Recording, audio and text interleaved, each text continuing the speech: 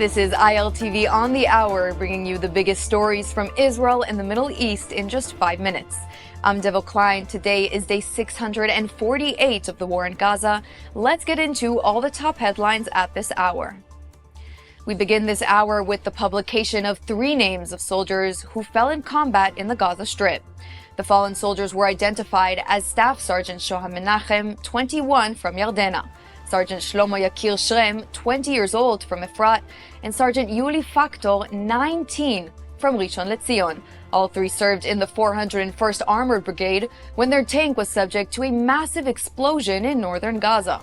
The 3 soldiers were killed and another unnamed officer was injured and is in serious condition, this according to the IDF. Army investigators are still trying to piece together the cause of the deadly blast. But according to the initial IDF probe, the blast was likely caused by a Hamas RPG or by a malfunctioning shell that detonated inside the turret.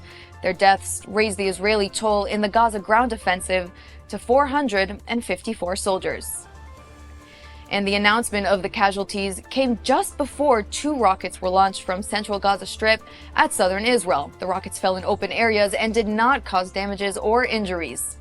And as the IDF pushes on in Gaza, disturbing footage is circulating on social media, showing hundreds of Palestinians lying on the ground amid prolonged gunfire. Now, based on the location of the video, the incident appears to have occurred near one of the Gaza Humanitarian Foundation distribution centers in Rafah. The IDF says that the details of the video are under review, but there were no known casualties from IDF fire at the Rafah distribution center.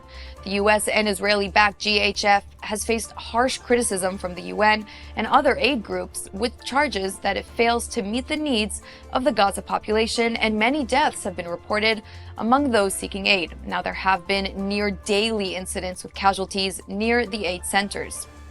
And amid the ongoing warfare in Gaza, security forces announced the targeted killing of the terrorist who held Emily Damari hostage in his Gaza home. Muhammad al-Kanita was a member of Hamas intelligence battalion and infiltrated Israel on October 7th. The army now confirms that Kanita was killed in a targeted strike in mid-June in the area of Gaza City.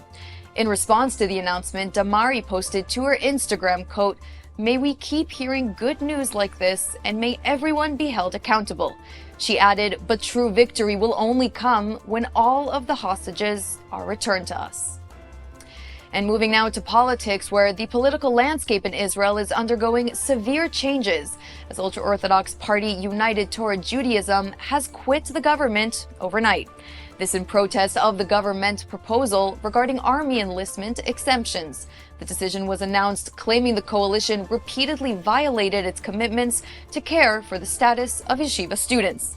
The Netanyahu-led coalition is not immediately endangered by the moves as long as ultra-Orthodox party Shas remains in the coalition. Now, Shas is set to write up a new draft for the proposal. Their goal is to have the draft law passed ahead of July 27th, when the summer session comes to an end. And now, in more political news, there are political shakeups as Knesset member Ayman Odeh and his ousting has failed to get the necessary votes to pass the motion forward and begin the process of expulsion. The motion got a majority of 73 votes, but that means it falls short of the 90-member supermajority that is needed to expel a Knesset member. 15 MKs voted against, and many MKs from the coalition and opposition chose to absent themselves from the vote. Now, the petition to remove Odeh was initially raised in January when the MK made inflammatory comments against the state of Israel. Odeh said that Gaza has won and Gaza will win, and he's also voiced support for the release of Palestinian security prisoners as part of the hostage deal, and more importantly, Odeh refused to label Hamas and Hezbollah as terror groups. And there you have it. It is the top headlines of our hour. Don't forget to tune in next hour for some more updates as events continue to unfold here on the ground in Israel. I'm Devil Klein. Thanks for watching these updates, and we'll see you very soon for our next.